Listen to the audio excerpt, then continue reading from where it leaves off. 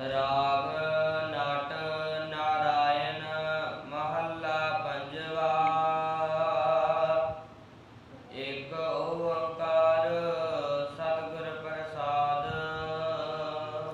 राग नाट नारायण श्री रागां दे विचों ये भी एक राग का नाम है, राग है।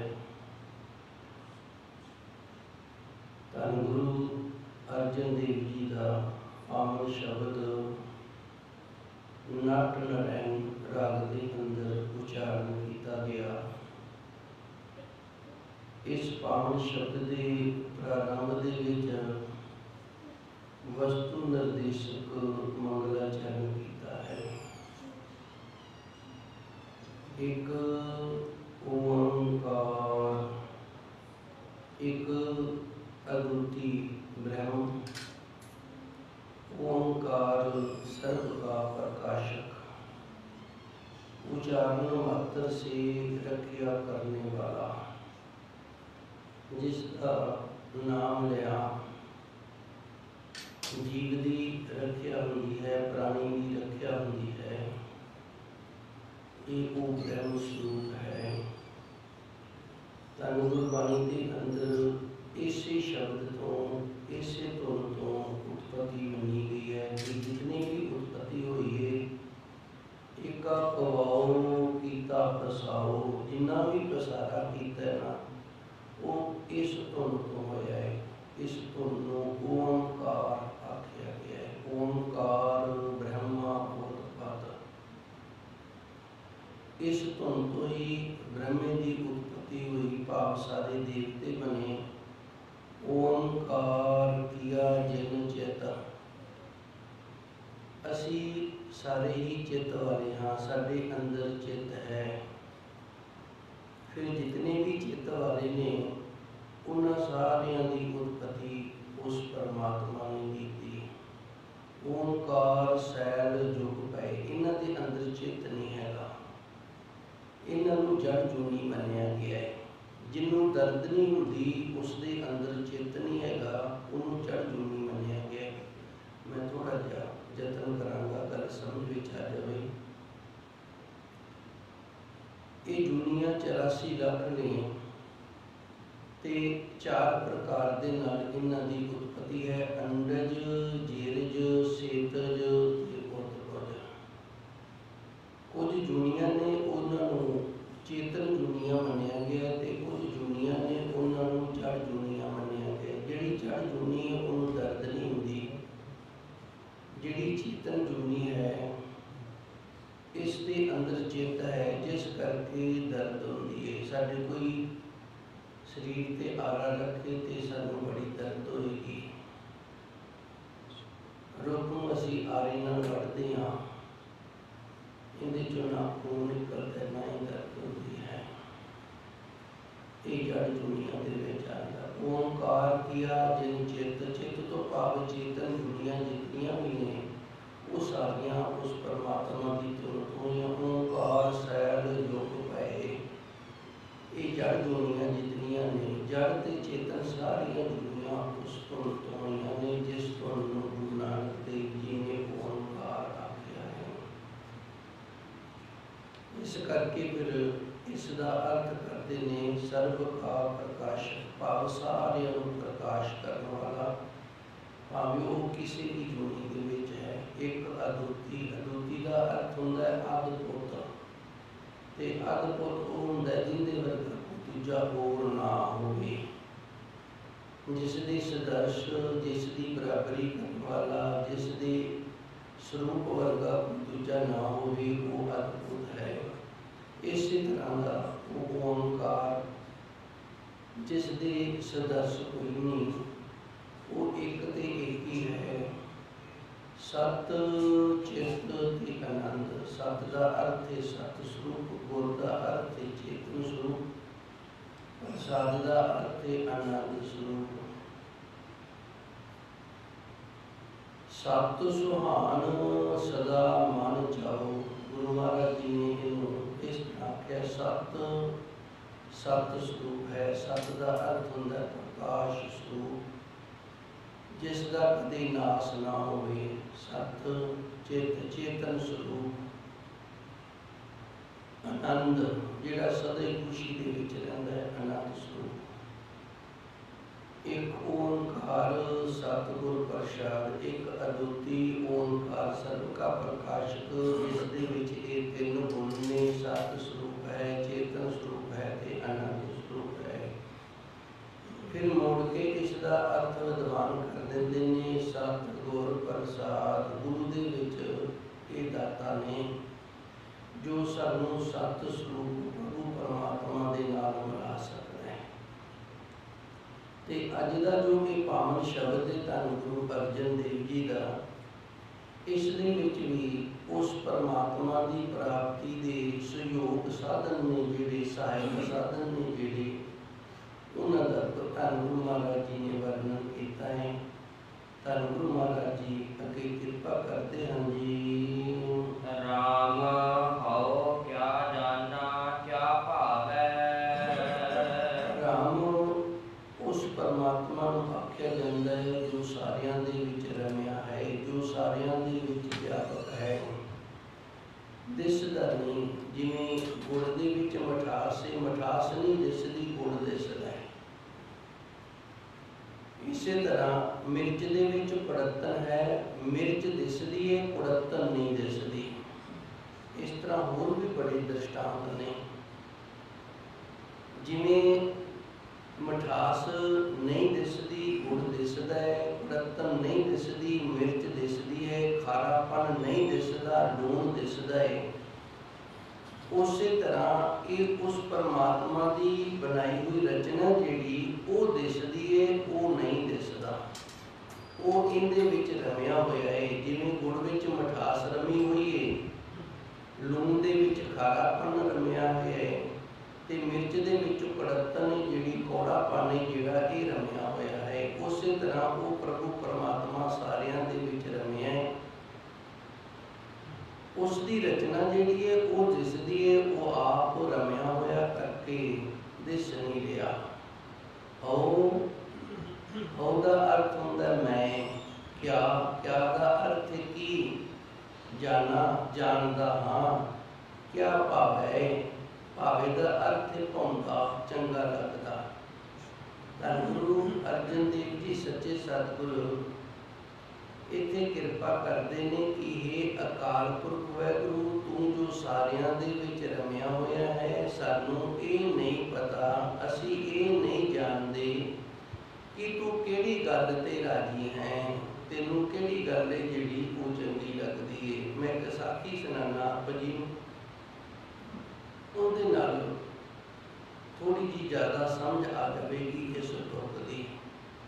भाई तारू सिंह का नाम असी सारे जानते हैं। शहीद भाई तारू सिंह जिन्होंने अपना खोपर लवा दिता सी ते सी नहीं सी कीती।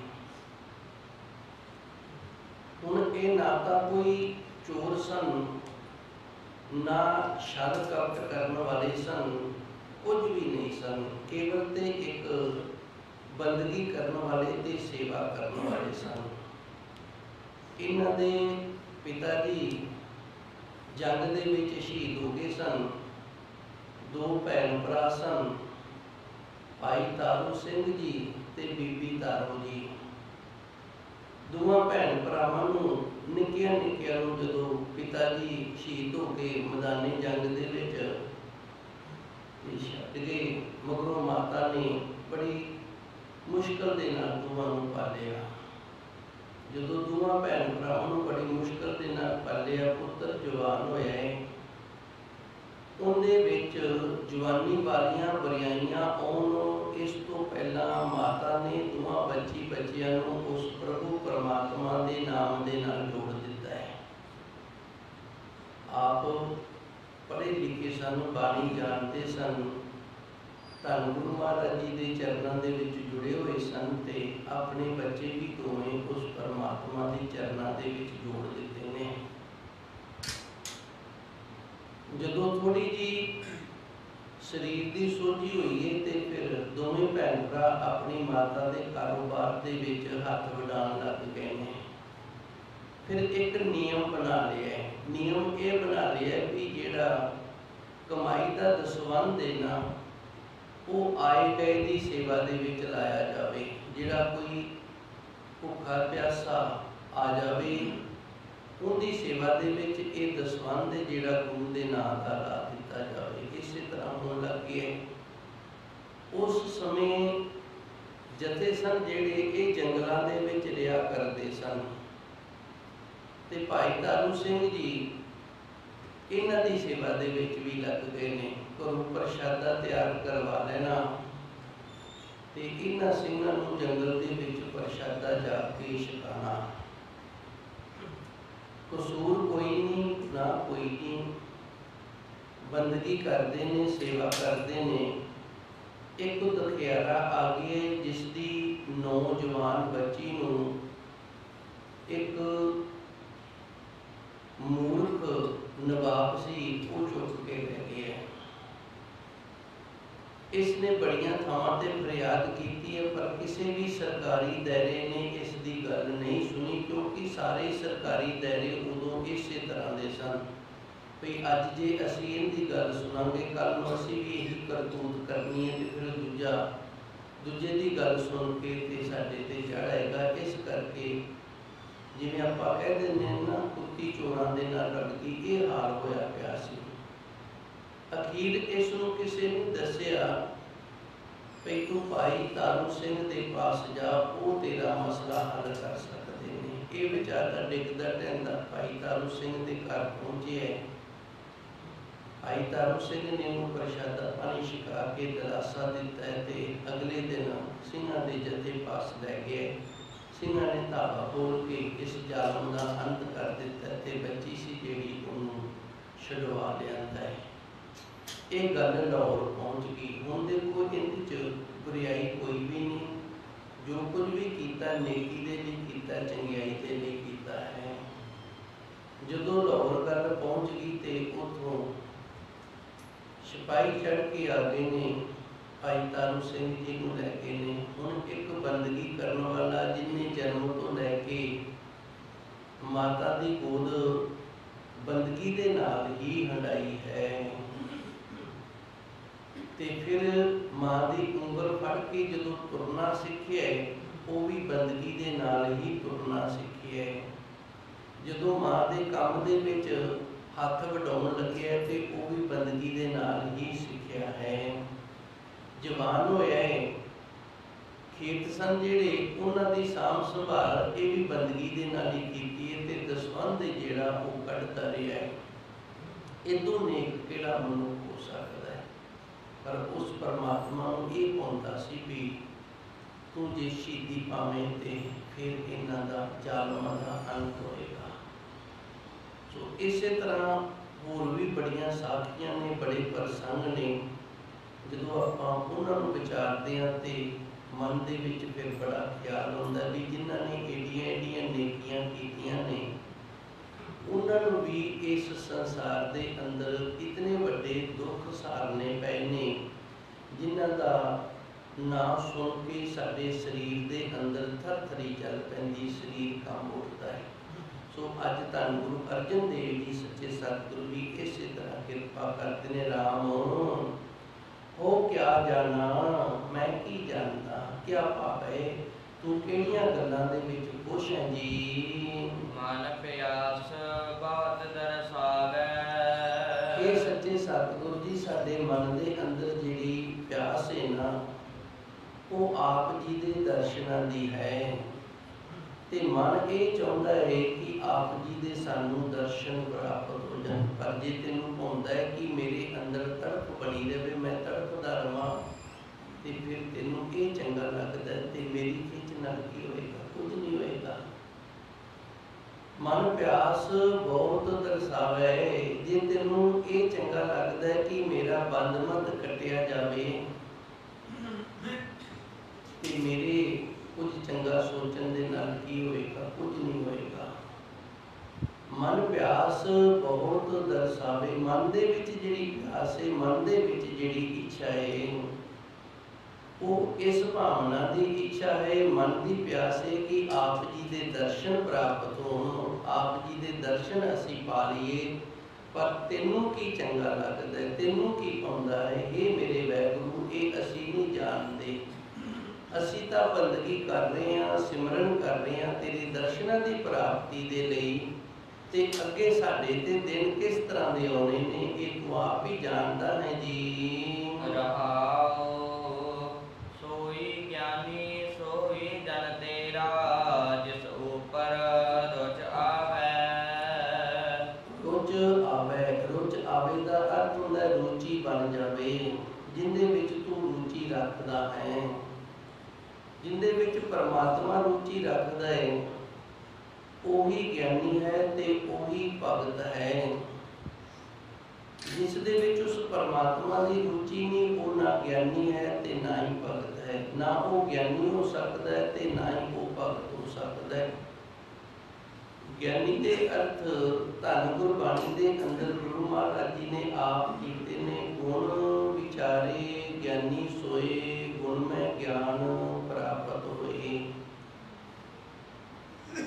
जिहड़ा मनुख गुणां दी विचार करता रहिंदा है ना, उन्होंने गुरबाणी के अंदर ज्ञानी आखिया है। हुण गुणां दी विचार की है, जिवें साडे अंदर बुराई चलती रहती है, असीं बुराई दी विचार करते हैं। ये बुराई दी विचार किवें करते हैं? कोई बुरा काम करना है ना, उनकी पहलू विचार करनी पैंदी है भी ये बुरा काम किहड़े तरीके दे नाल होवे, किसी नूं पता ना लगे। चोर ने चोरी करनी होंदी है तो पहलू विਉਂਤ बनाता है। साडी आम बोली दे विच असीं विਉਂਤ आख दिंदे हां ते टकसाली बोली दे विच विचार आखदे हां। कोई भी कार्य करना है उनकी पहलू परिवार दे विच बैठ के विचार कीती जांदी है। विचार करके ते फिर उस काम नूं सिरे लाया जाता है। जे परिवार की सलाह ना लई जावे, परिवार दे विच बैठ के विचार ना कीती जावे ते फिर वो काम है जिहड़ा वो सिरे नहीं लग्या करता। हुण धन गुरु महाराज जी रहमत करते ने, गुण विचारे चंगा काम करना है, गुण वाला काम करना है, ते उस गुण वाले काम नूं, उस चंगे काम नूं करन दियां मन दे विच जो विचारां चलदियां ने, जिस दे मन दे अंदर विचारां चलदियां ने, गुरबाणी आखदी है ज्ञानी वो है। गुण विचारे ज्ञानी सोए, गुण में ज्ञान प्राप्त होए। जिहड़ा गुणां दी विचार वाला जीवन बतीत करना है, इहदे विचों फिर गुणां दी दात प्राप्त हुंदी है। ते जदों गुणां दी दात प्राप्त हो जाए फिर उसनूं ज्ञानी आख्या जांदा है। सब तो श्रेष्ठ गुण जिहड़ा वो है ब्रह्म ते आत्मा दा अभेद दा ज्ञान प्राप्त कर लेना। ब्रह्म ते आत्मा दा अभेद ज्ञान प्राप्त कर लेना। इस ज्ञान की प्राप्ति हो जानी कि ब्रह्म दे विच इस आत्मा नूं अभेद किवें करना है। ब्रह्म ते आत्मा ये आपस दे विच अभेद हो जाती, सोझी आ जानी, ज्ञान आ जाना, इस नूं ज्ञानी आखदे ने। इस गुण की प्राप्ति हो जानी। जे इस गुण की प्राप्ति नहीं तो वो कथनी ज्ञानी है। उन्होंने कथनी ज्ञानी आख्या। भाई कली कथा जानता है, प्राप्त कुछ नहीं। जो कह रही है, जो दस रही है, उसकी सोची कोई नहीं, ज्ञान कोई नहीं उसका। भगत बैनी जी हुए ने, ये ब्राह्मण सन, बड़े विद्वान सन, बड़ी कथा करया करते सन। कथा करदियां करदियां जीवन दे विच एक गुरमुख प्यारा मिलिया। उसने आख्या भगत जी, उन्हें आख्या ब्राह्मण जी, तुसी जिस दी कथा करदे हो ते जिहड़ियां गल्लां कथा दे विच दसदे हो कि तुहाडी उत्थों तक अप्रोच हैगी है, तुसी उत्थों तक पहुंच चुके हो, जां इस तरह करो भी वो अवस्था तुहानूं प्राप्त हो गई है। जे ते वो अवस्था तुहानूं प्राप्त है तो तुहाडी जिहड़ी कथा कीती गई है ये सफल है। जे वो अवस्था प्राप्त नहीं तो फिर ये जीवन सफल नहीं जे होया।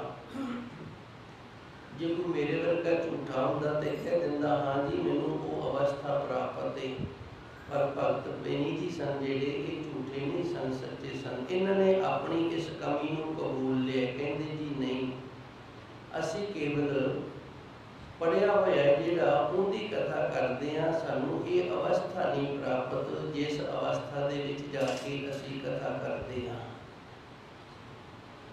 फिर ये प्राप्त किवें होगी? ये सिमरन नाल प्राप्त होएगी। भगत बेनी जी ने उस दिन तो कथा बंद कर दी ते सवेरे चला जाया करे, शाम तक एक शांतमई जगह ते रुख चुन लिया, उत्थे बंदगी करता है।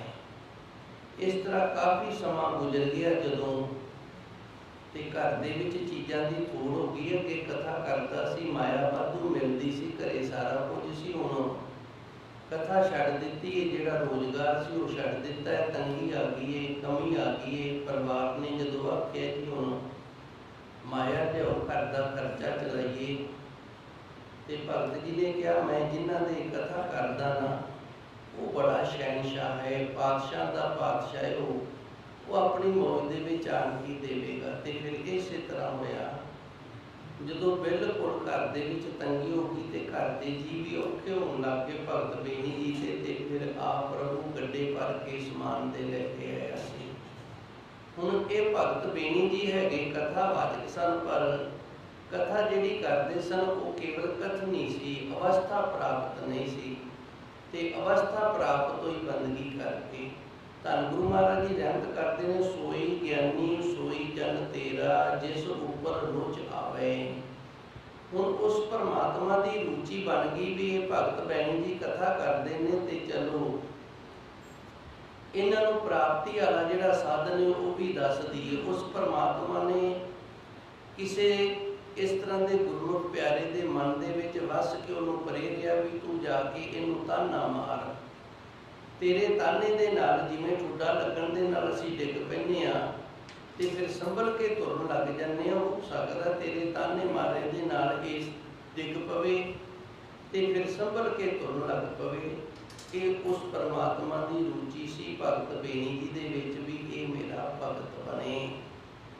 सो धन गुरु महाराज जी रहमत करते हैं, सोई ज्ञानी सोई जन तेरा, ही मेरे वैगुरु ओही तेरा ज्ञानी है ते ओही तेरा भगत है, जिस ऊपर रुच आवे, जिंदे ते तेरी कृपा हो जाती है। तू आप रुचि रखता है भी मैं इनू ज्ञानी बनाना है या मैं इसनू भगत बनाना है जी। कृपा करहो जिस परख विधाते, सो सदा सदा तद ध्यावै। गुरु महाराज जी रहमत करते हैं, तेरी जिहड़ी रुचि है ना उनका सानू किवें पता लगे भी हे वैगुरु तेरी रुचि है भी ये मेरा गुरसिख बन जे, ये मेरा भगत बन जे, ये मेरा ज्ञानी बन जे। धन गुरु अर्जन देव जी दसदे ने, कृपा करो जिस पुरख विधाते, हे वैगुरु जिंदे विच तेरी रुचि हुंदी है तू उहदे ते कृपा कर देना। पुरख विधाते, विधाते का अर्थ हुंदा है साडे लेख लिखण वाला, जो साडे लेख लिखदा है। हथ कलम अगम मस्तक लिखावती, धन गुरु महाराज जी की पावन बाणी के अंदर तो घुमदी है हथ कलम, उस परमात्मा के हथ दे विच कलम पकड़ी हुई है। अगम मस्तक लिखावती, मत्थे दे अगे लिख रहा वो साडे कर्म साडे लेख, जो कुछ भी लिखदा साडे मत्थे दे अंदर वो आप दे हथ नाल लिखदा है। ते लिखण वाले नूं विधाता आखे। विद, विद दा अर्थ है परमात्मा आते, लिखण वाला विधाते। हे वैगुरु जिस ते तू कृपा करदा है ना परिपूर्ण रूप दे विच, फिर उस दे लेख तू लिख देना ते लेखां दे विच लिखदा की सो सदा सदा तुद ध्यावे। वो फिर सदीवी तेरे नाम नूं जपदा रहिंदा, वो वैगुरु वैगुरु करदा रहिंदा है जी। कवन जोग कवन ज्ञान ध्याना, कवन गुणी रीझावै। हुण धन गुरु महाराज जी सच्चे सतगुर दा इस पौड़ी दे अंदर एक सवाल है, कवन जोग। असी सोचते होवांगे भी किहड़े प्रकार दा असी योग करिए। योग 84 प्रकार दा, 84 प्रकार दे आसन ने जोगियां दे। कवन योग किहड़े तरीके दा असी योग कमाइए। कवन ज्ञान किहड़े ज्ञान दी असी प्राप्ति कर लईए। कवन ध्याना ते किहड़ा ध्यान असी रखीए। कवन गुणी ते किहड़े प्रकार दे असी गुणी ज्ञानी बन जाइए। रिझावे तेनू खुश कर लईए। ये सारियां दे मन दे अंदर ख्याल है भी हे वैगुरु किहड़े प्रकार दा असी योग कमाइए। कमाइए, किहड़े प्रकार का असी ज्ञान प्राप्त करिए, किहड़े प्रकार का असी ध्यान रखिए, ते किहड़ी किरपा दे नाल असी गुणी ज्ञानी बन के ना तैनूं खुश कर लईए। धन गुरु महाराज जी की पावन बाणी सानूं दसदी है कमन योग, योग का अर्थ है जुड़ना। कमन योग किहड़ा उस परमात्मा दे नाल जुड़ना है जिंदे नाल उहदी प्राप्ति हो जाए। उस परमात्मा दे नाल जिहड़ा जुड़ना है ये नाम करके जुड़ना है। नाम करके जुड़िया जाता है, नाम तो बिना जुड़िया नहीं जाता। कमन ज्ञान ब्रह्म ते आत्मा का आपस दे विच अभेद प्राप्त कर लेना। ब्रह्म ते आत्मा का अभेद का ज्ञान जिहड़ा प्राप्त कर लेना ना ये ज्ञान है। इस ज्ञान दे नाल उसकी प्राप्ति हुंदी है। ध्यान ध्याना ध्याता ध्यान ते ध्याता ध्याता कहंदे ने जिहड़ा ध्यान रखदा है। ध्याता तो अगे हुंदा ध्यान। ध्यान जिसका ध्यान रखिया जाता है। ते ध्यान जो साडे अंदर क्रिया है ध्यान की, ते जिसका ध्यान रखिया जाता है। मैं एक बार फिर दसांगा। ध्याता असी ध्याते हाँ। ध्यान जो साडे अंदर एक ध्यान रखने की शक्ति है, समर्था है, ते जिसका असी ध्यान रख रहे हाँ। ध्यान करदिया करदिया उसे दा रूप हो जाना। ये वेदांत दे तीन साधन ने। ध्याता ध्यान ते, ज्ञाता ज्ञान गे, परमाता परमा परमेत। ये तीन तीन साधन ने। इन्हूं मैं थोड़ा जा एक होर तरीके दे नाल समझाउण दा यतन करांगा। फिर ज्ञाता ज्ञान गे, ध्याता ध्यान ते इहदी समझ आ जाएगी। एक बच्चा है, बच्चा जिहड़ा 12 13 14 साल का हो गया है, उम्र का कोई तगाजा नहीं, कोई भी हो सकती है। वो बच्चा जिहड़ा वो किसी होर बच्चे दे नाल रहन लग गया। हुण ये दोवें बच्चे ने, इन्हां दा आपस दे विच मिल के रहना जिहड़ा अंदर का जिहड़ा ध्यान है ना, वो हुण इन्हां दा एक दूजे दे नाल जुड़िया रहिंदा है। जदों रोटी खांदे ने, तुरदे फिरदे ने, स्कूल जाते ने, क्लास दे विच बैठते ने, जिन्हों आपां कह दिंदे आ दोस्त।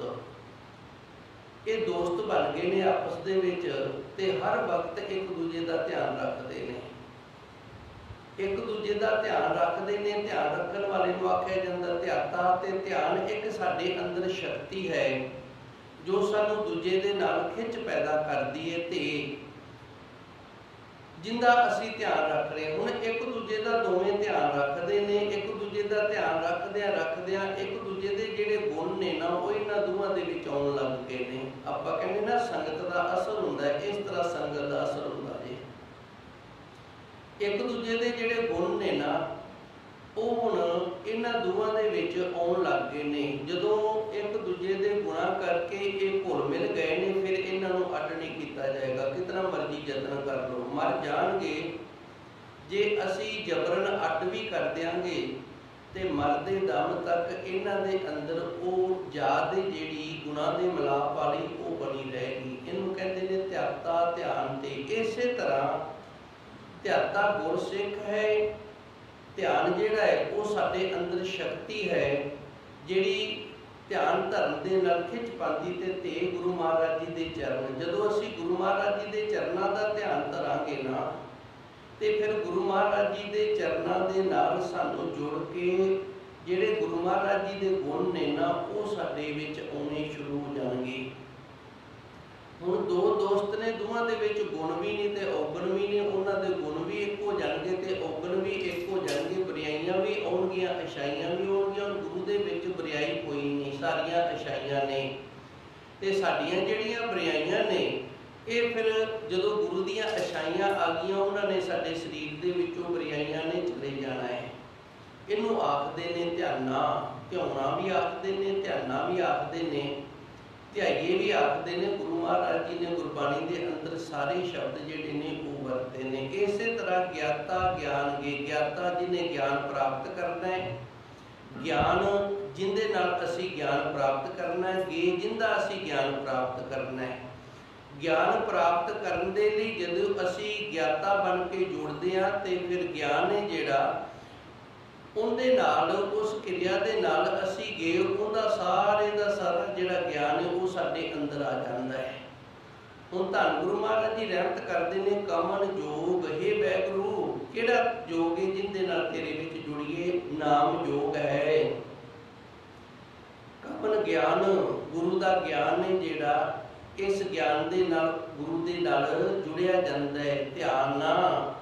ਤੇ ਜਿਹੜਾ ਗੁਰੂ ਦੇ ਚਰਨਾਂ ਦਾ ਧਿਆਨ ਧਰਨਾ ਹੈ ਨਾ, ਇਸ ਦੇ ਨਾਲ ਗੁਰੂ ਵਾਲੇ ਗੁਣ ਨੇ ਜਿਹੜੇ ਉਹ ਪ੍ਰਾਪਤ ਹੁੰਦੇ ਨੇ। ਕਮਨ ਗੁਣੀ ਰਿਝਾਵੈ, ਤੇ ਇਸੇ ਤਰ੍ਹਾਂ ਗੁਣੀ ਗਿਆਨੀ ਬਣ ਕੇ ਉਸ ਪਰਮਾਤਮਾ ਨੂੰ ਖੁਸ਼ ਕੀਤਾ ਜਾ ਸਕਦਾ ਹੈ ਜੀ। ਸੋਈ ਜਨ ਸੋਈ ਨਿਜ ਭਗਤਾ, ਜਿਸ ਉਪਰ ਰੰਗ ਲਾਵੈ। ਹੁਣ ਧੰਨ ਗੁਰੂ ਮਹਾਰਾਜ ਜੀ ਰਹਿਮਤ ਕਰਦੇ ਨੇ, ਪਹਿਲੀ ਤੁਕ ਦੇ ਵਿੱਚ ਸਾਨੂੰ ਇਹ ਦੱਸਿਆ ਵੀ ਨਾਮ ਜਿਹੜਾ ਇਹ ਪਰਮਾਤਮਾ ਦੇ ਨਾਲ ਜੋੜਨ ਦੇ ਯੋਗ ਹੈ। ਗੁਰੂ ਦੇ ਗਿਆਨ ਦੀ ਪ੍ਰਾਪਤੀ ਕਰਨੀ, ਗੁਰੂ ਦੇ ਚਰਨਾਂ ਦਾ ਧਿਆਨ ਧਰਨਾ, ਇਸ ਤਰ੍ਹਾਂ ਗੁਣੀ ਗਿਆਨੀ ਬਣਨਾ ਜਿਹੜਾ ਇਹ ਯੋਗ ਹੈ। ਸੋਈ ਜਨ ਉਹੀ ਗੁਰਸਿੱਖ ਹੈ, ਸੋਈ ਨਿਜ ਭਗਤਾ, ਤੇ ਉਹੀ ਉਸ ਪ੍ਰਭੂ ਪਰਮਾਤਮਾ ਦਾ ਭਗਤ ਹੈ ਜਿਸ ਉੱਪਰ ਰੰਗ ਲਾਵੇ, ਜਿੰਦੇ ਤੇ ਉਸ ਅਕਾਲ ਪੁਰਖ ਵਾਹਿਗੁਰੂ ਦੀ ਕਿਰਪਾ ਹੋ ਜਾਵੇ, ਜਿਸ ਦੇ ਅੰਦਰ ਉਸ ਪਰਮਾਤਮਾ ਦਾ ਪ੍ਰੇਮ ਲੱਗ ਜਾਵੇ। ਰੰਗ ਦਾ ਅਰਥ ਹੁੰਦਾ ਪ੍ਰੇਮ। ਜਿਸ ਦੇ ਅੰਦਰ ਉਸ ਪਰਮਾਤਮਾ ਦਾ ਪ੍ਰੇਮ ਪੈ ਜਾਵੇ, ਉਹੀ ਗੁਰਸਿੱਖ ਹੈ, ਉਹੀ ਭਗਤ ਹੈ। ਤੇ ਇਹ ਪ੍ਰੇਮ ਹੈ ਜਿਹੜਾ ਆਪਨ ਲਾਇਆ ਜੇ ਮਿਲੇ, ਗੁਰਬਾਣੀ ਦੇ ਅੰਦਰ ਫਰਮਾਨ ਹੁੰਦਾ ਹੈ। ਗੁਰੂ ਮਹਾਰਾਜ ਜੀ ਰਹਿਮਤ ਕਰਦੇ ਨੇ, ਆਪਨ ਲਾਇਆ ਜੇ ਮਿਲੇ, ਇਹ ਪ੍ਰੇਮ ਹੈ ਭਾਈ। ਜੇ ਆਪ ਦੇ ਵੱਲੋਂ ਲਾਇਆ ਮਿਲ ਜਾਂਦਾ ਹੁੰਦਾ ਤੇ ਫਿਰ ਸਾਰੀ ਲਾ ਕੇ ਬਹਿ ਜਾਂਦੇ। ਆਪ ਦੇ ਵੱਲੋਂ ਲਾਇਆ ਨਹੀਂ ਮਿਲਦਾ, ਜਦੋਂ ਉਹ ਵੀ ਲਾਵੇ ਨਾ ਅੱਗੋਂ ਕਿਰਪਾ ਕਰੇ ਤੇ ਫਿਰ ਮਿਲਾਪ ਹੁੰਦਾ ਹੈ। ਆਪਨ ਲਾਇਆ ਜੇ ਮਿਲੇ, ਜੇ ਆਪਣੇ ਆਪ ਦਾ ਲਾਇਆ ਹੀ ਪ੍ਰਾਣੀ ਸੀ ਉਸ ਪਰਮਾਤਮਾ ਨੂੰ ਪ੍ਰਾਪਤ ਕਰ ਲਵੇ ਤੇ ਫਿਰ ਵਿਛੜ ਕਿਉਂ ਰਵਨ, ਫਿਰ ਵਿਛੋੜੇ ਦਾ ਦੁੱਖ ਹੈ ਜਿਹੜਾ ਇਹ ਕਿਉਂ ਹੁੰਦਾ? ਵਿਛੋੜੇ ਦਾ ਦੁੱਖ ਹੀ ਤਾਂ ਹੈ ਕਿ ਉਹ ਪਰਮਾਤਮਾ ਵੀ ਕਿਰਪਾ ਕਰੇ, ਰਹਿਮਤ ਕਰੇ, ਉਹਦੀ ਕਿਰਪਾ ਤੇ ਰਹਿਮਤ ਦੇ ਨਾਲ ਇਹ ਲੱਗੇ, ਉੱਪਰ ਰੰਗ ਲਾਵੇ, ਜਿੰਦੇ ਤੇ ਵਾਹਿਗੁਰੂ ਦੀ ਰਹਿਮਤ ਕਿਰਪਾ ਹੋ ਜਾਂਦੀ ਹੈ। ਜਿਹਨੂੰ ਆਪਣਾ ਪ੍ਰੇਮ ਲਾ ਲੈਂਦਾ ਹੈ ਉਹਨੂੰ ਫਿਰ ਭਗਤ ਵੀ ਬਣਾ ਦਿੰਦਾ ਹੈ ਤੇ ਗੁਰਸਿੱਖ ਵੀ ਬਣਾ ਦਿੰਦਾ ਹੈ ਜੀ। ਸਾਈ ਮਤ ਸਾਈ ਬੁੱਧ ਸਿਆਣਪ, ਜਿਸ ਨਿਮਖ ਨ ਪ੍ਰਭ ਬਿਸਰਾਵੈ। ਹੁਣ ਧੰਨ ਗੁਰੂ ਜੀ ਰਹਿਮਤ ਕਰਦੇ ਨੇ, ਮਤ ਤੇ ਬੁੱਧ ਇਹ ਦੋ ਵੱਖੋ ਵੱਖਰੀਆਂ ਨੇ। ਤਿੱਥੈ ਘੜੀਏ ਸੁਰਤ ਮਤ ਮਨ ਬੁੱਧ।